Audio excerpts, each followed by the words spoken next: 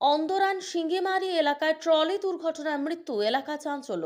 অন্দরান সিঙ্গিমারি এলাকায় এক মর্মান্তিক দুর্ঘটনায় এক ব্যক্তির মৃত্যু হয়েছে। ট্রলি উল্টে পড়ে ওই ব্যক্তি চাপা পড়ে যাওয়ায় ঘটনাস্থলে তীব্র চাঞ্চল্যের সৃষ্টি হয়। বৃহস্পতিবার সকাল 11:30 নাগাদ দিনহাটা মহকুমা হাসপাতাল সূত্রে জানা যায় যে অন্দরান সিঙ্গিমারি এলাকার বাসিন্দা সেরাজুল হক নামে এক ব্যক্তি প্রাণ হারিয়েছেন।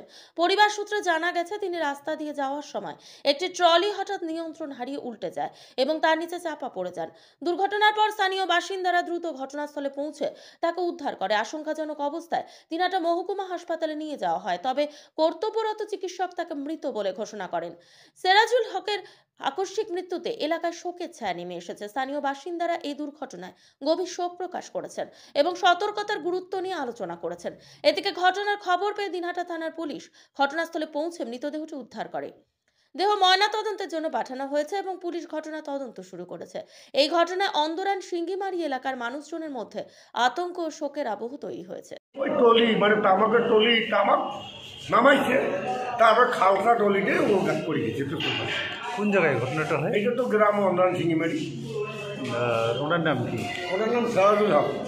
ওই টলি মানে তামাকের টলি তামাক নামাইছে, তারপর খালসা টলিতে ও গাছ পড়ে গেছে। তো কোন জায়গায় ঘটনাটা হয়? এইটা তো গ্রাম অন্দরান সিঙ্গিমারি।